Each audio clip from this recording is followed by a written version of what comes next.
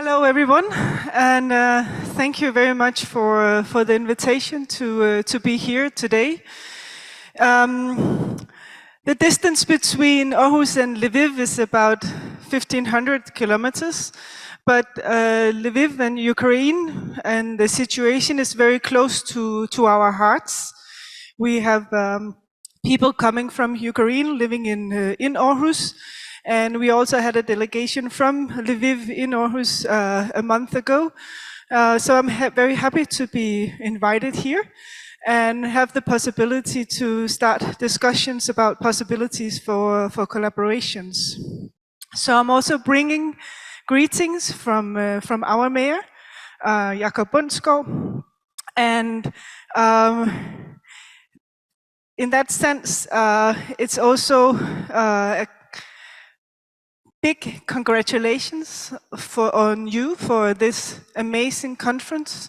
I think it's quite impressive that you're able to create this, to be so many participants. From what I understand, is from all over Ukraine, and also participants from the international community. And I know that it takes a lot of effort, both from from partners, but also for the volunteers that has been helping running this. So thank you very much for this opportunity. Anton has asked me to talk about values, talk about the values that we when we work with planning in Aarhus. And what I'm going to try to do is to share a process where we in Aarhus have been working on what is the values that define the way that we would like to work with architecture and with urban planning.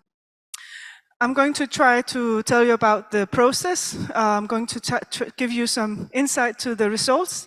I'm also going to share how we are actually implementing those values into sort of our everyday work. And when we talk about values, this is the values from Aarhus. But I know that when you enter any new country or community, the values of that community or that nation is always special. So I'm here with the deepest respect, great curiosity, and also with this very impressed feeling of both your spirit and also your very concrete actions. When we talk about values, I think values is very much worth a consideration about where do our values come from. Are they rooted in history? Are they rooted in the way we collaborate? Is it rooted in our dreams? And this whole consideration about what does those values that we used to have, the values that we have for the future, how do they affect the way that we act? And how does that inspire us to build for the future, not just for us, for our generation, but also for the next generations? Just a few words about Aarhus, because I don't expect everyone to know about Aarhus.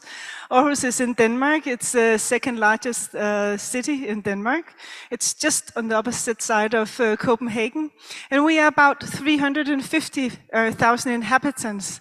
And it's a growing city, which means that we expect to be about 100,000 more in 2050. So that growth really means something to our values of how we develop the city, because the image that we used to have of Aarhus is changing. We have a city that is, can I point to this? No. This is the map of the municipality of Aarhus. And as you can see, it's a map of a very diverse city fabric. We have very different neighborhoods, and we also have quite a lot of open hinterland. So we have farmland, we have nature, and all that is combined with sort of the inner city feeling, but also smaller cities and even villages, about 150 villages. And we have the diversity like every other city, with the city fabric of industrial areas and housing areas and very dense areas, old, very established areas and new areas. So to start to talk about how can we talk about values for such a diversity has been one of the starting points. As I said, we are working on many projects, both in the larger scale of Aarhus, but also in the inner city. And those changes and those projects are not just physical projects, but they're also changing the mental picture of what is Aarhus. So the people who have been living in Aarhus for maybe 50 years, they have this feeling that Aarhus is an old inner core, and then you have sort of the suburban, then you have the hinterland, and you have the different smaller cities. But what is happening is that when they travel and when they're in the city, they see, okay, here's a new neighborhood, and here's another new neighborhood. We don't recognize our city anymore. Whereas people moving to Aarhus or just arriving to Aarhus, they have a different view of the city. So it's also important that discussion about values have also been a discussion about what is the image of the city and how can we sort of bridge the gap between the different images or different expectations of what is the city. We are adding new neighborhoods. We are adding very dense neighborhoods, also with high rises. We are adding new towns, towns that is like satellite towns, but that are connected to the light rail, so public transport. But we are also seeing that we have been for many years developing brownfields, and we have been developing on new land, on green land. But what we see now is that we are developing Aarhus into the existing fabric, so where people are already living. And I think we see that is happening all over the world, but it's really a difficult transition because you start to build in places where people live, and those places have special values that they care about. Also, we're very focused on working with the inner spaces. So our discussion was this: what values should guide the shape of the city in the future, with this huge expansion and all these forces that are sort of pushing both development forces and developers wanting to invest, and the citizens who are maybe more sort of reluctant and have this idea of what the city should be. To work with this, we created a policy for urban quality and architecture, and this is the one. I only have it in Danish, but this is the paper. And as you can see, it's a quite small one, and it was meant to be very small because it was meant to be read by almost everyone, at least everyone with an interest in architecture and urban quality, and especially for the politicians. Because this is not our document, this is the City Council's document, and this is what is guiding them in their decisions and also giving us directions on how to work. So the policy is really a joint vision for how we want to work ambitiously with the development of Aarhus, and also very much a question of creating a common language about what are those values. One of the sort of base that we stand on is that we say that architecture and urban quality is really about life quality. So having life as not just the life of humans, but actually also life of the planet. But it is about life quality. It's about creating the frame for a more sustainable and more attractive future of Aarhus. We also said that the policy is to guide the way that we work with our planning strategies, the municipality plans, the districts plans, and how we make building permits. So it's not a legal document, but it's guiding the way that we're using documents. We created a process which was both pointing inwards, which was starting with a process with all my colleagues. So colleagues across transportation, nature, the ones working with children, the ones working with health, planning department, building department, everyone. Across those, we had different people that was coming together and starting to discuss what are the values that we could work with. And we combined that with their master classes, so it was also a learning process, and it was a way of defining a new way of talking about what is the values and how can we ground them in and situate them in our professional sort of way of working and our professional knowledge. Secondly, we created a process with the community, with the Aarhus community, was both citizens and the politicians, but also the architects and the developers. And one of our sort of key ideas was to constantly work transparent. So when we had the first draft of the values, we put them out in the open. And we started to discuss those. So everybody could see the process.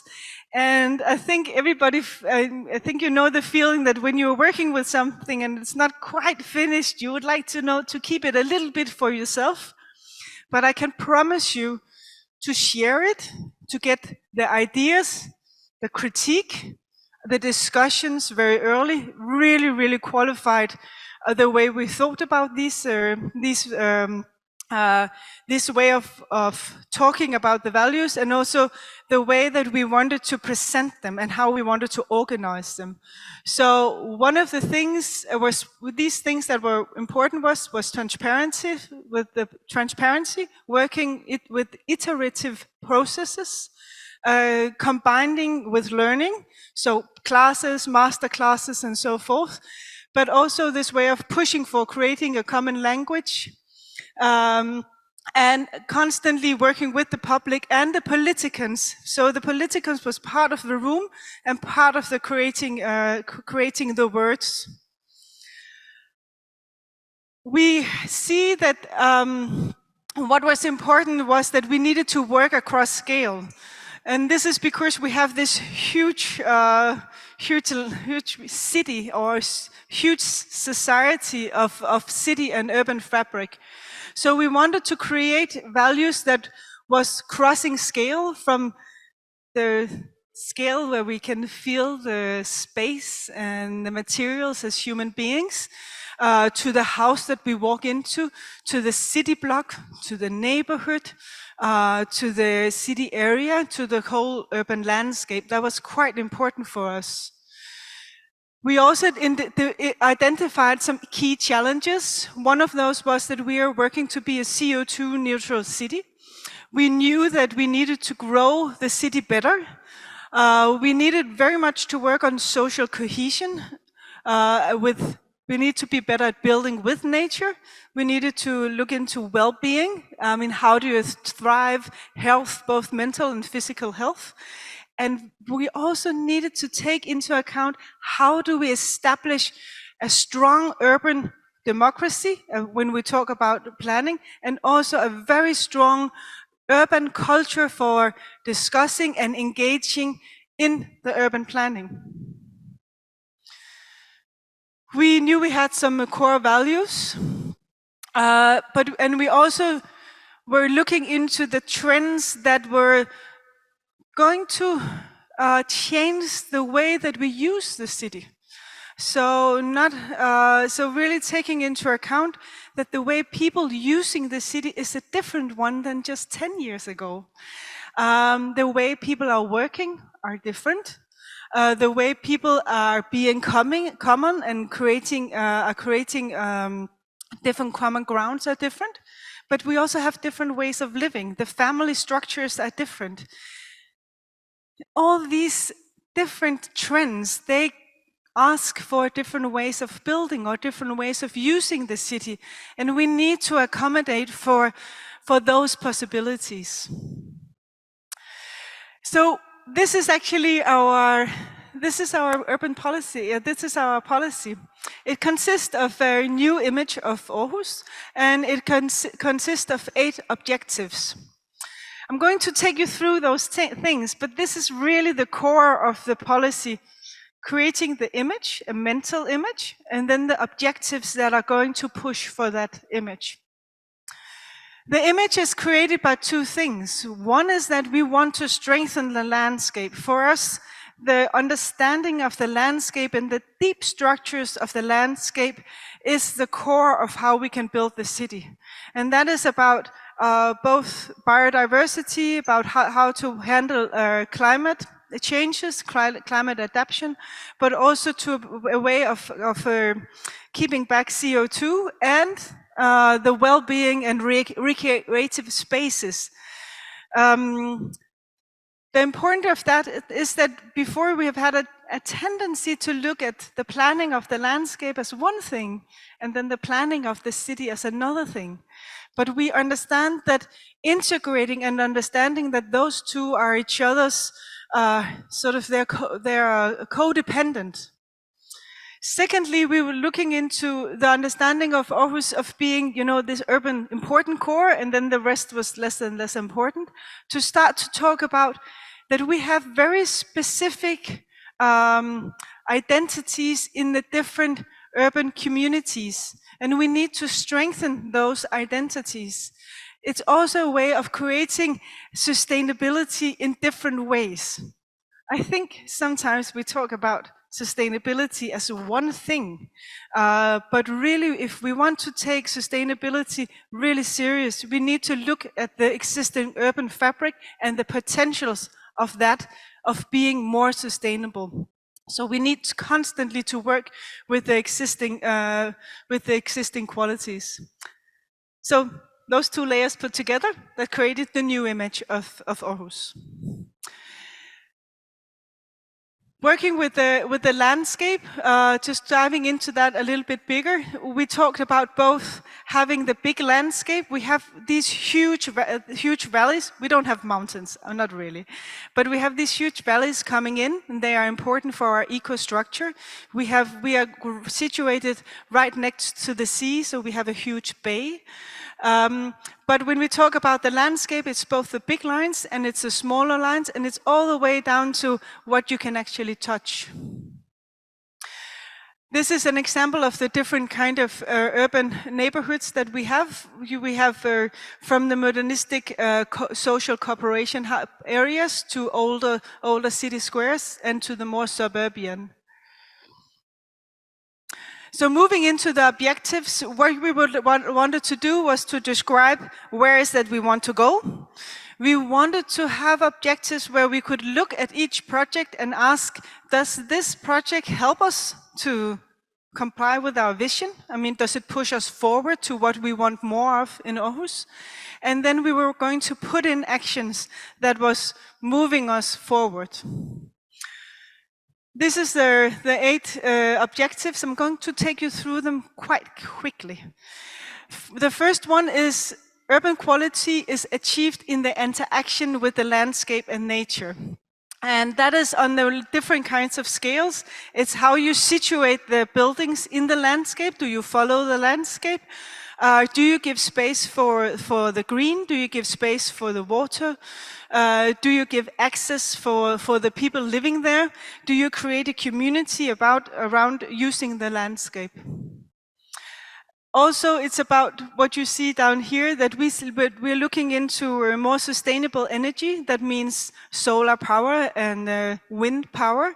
And that is a huge challenge for how do we place that in a considered way in our close nature and landscapes.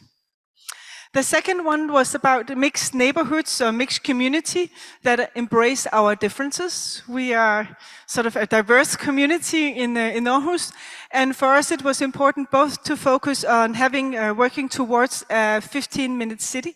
We have many areas that are mainly housing, but we would like to push it more to have a more mixed functions. And secondly, we are working with, every time we make a new planning, or transforming larger areas, we are asking for 25% of social corporate housing. So that goes for everything, and it means that some of the value of the land is used for social housing. We had the third, which was urban nodes. And urban nodes is really an idea about constantly being aware of where do we meet.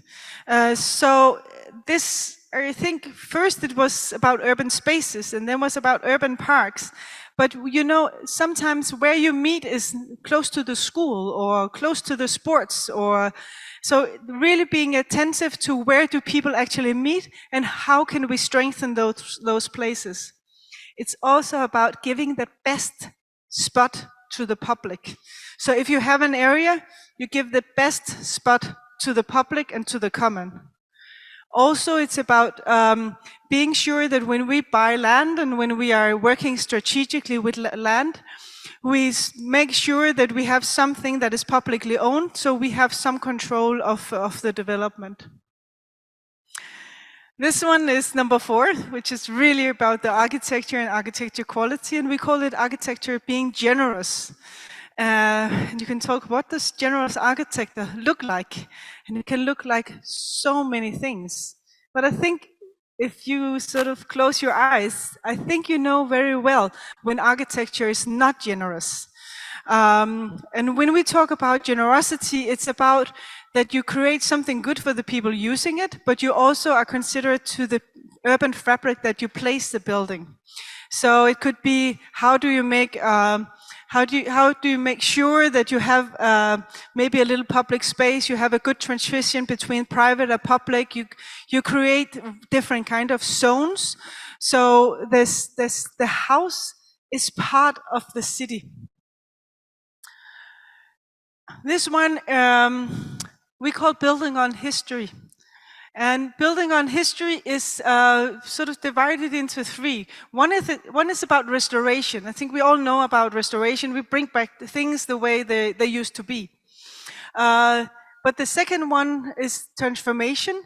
So what we see is that we are transforming more and more buildings, not only the ones with cultural heritage, but because of the resources, we need to transform a little bit like Anna Lacatong was talking about. We need to transform the existing structures. And if we need to tear down the structures, we need to reuse the materials. And we are using that right now in this, if you see that project, the high rise down there, it's actually created from a timber construction. And then we have been harvesting materials from the local area. So it's all being created as sustainable as possible. We talk about connections. They need to weave the neighborhood together. I think sometimes when we think about sort of being in the city, it's very much about, you know, sitting, drinking a cup of coffee, playing, or being in the courtyard. But what we do most is moving through the city. So moving through the city needs to be possible by foot, by bicycle, by public transport, and it needs the roads need to be created as inspiring and as an urban space. Also, when we look at sort of future transport, the car is not necessarily the answer. We see more public and public transport and biking, and also as a way of status. Local communities create good urban quality, and that is all about how we engage the locals in the community, both on the decision making of what are we building, that development should give back to the city, but also giving some space free, to give some space where the citizens can actually take ownership and create their own park, space, community house and similar things. The last one is partnerships that lift urban quality and architecture. And this is really about coming together, different institutions, knowledge institutions, developers, architectures. And we are creating this urban laboratory where we see every time we do something, we can see it as a laboratory for becoming more clever. But it's also about creating awareness about the importance of architecture, the importance of investing in urban quality on the long run. And it's very much about creating a strong ecosystem of the profession. So we are sure that we have a strong, young next generation. So this is basically our policy. This is how we work. This is what is guiding our many, many thousands everyday decisions. And it's being implemented in all our departments. So we have processes on when and how we use it. That means that everybody from the top layer to the ones doing the streets, they know about the policy. And also we have created 2 tools. One which is about that every time we start a new project, we are making we have a model for analyzing the qualities and the potentials of the area, and we transform that into some of these objectives. So we have something that we say, this is what we want this project should do for Aarhus. And we measure the projects towards those criteria. Thank you very much.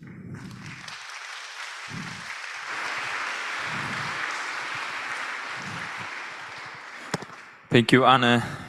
It's incredible, the notion of generous architecture. It's so beautiful. Less selfish architecture, more generous architecture. Yes. I think I have to share also my personal impression, because I have many walks with somebody from other cities, other countries in Lviv. And in the end, I always tell that Lviv is situated on all European watershed. Yes. Загальноєвропейський вододіл.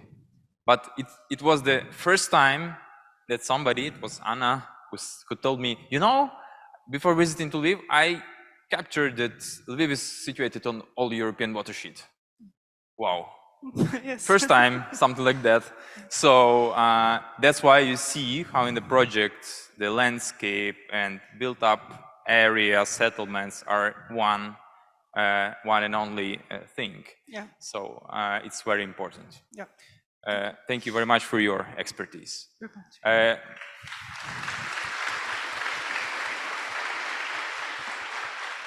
Please, colleagues, we have a big pressure with the time. Thank you very much. But maybe one question from the audience. Let's wait. Please, who wants to give a question? Just raise your hand. Not maybe. Yeah, please.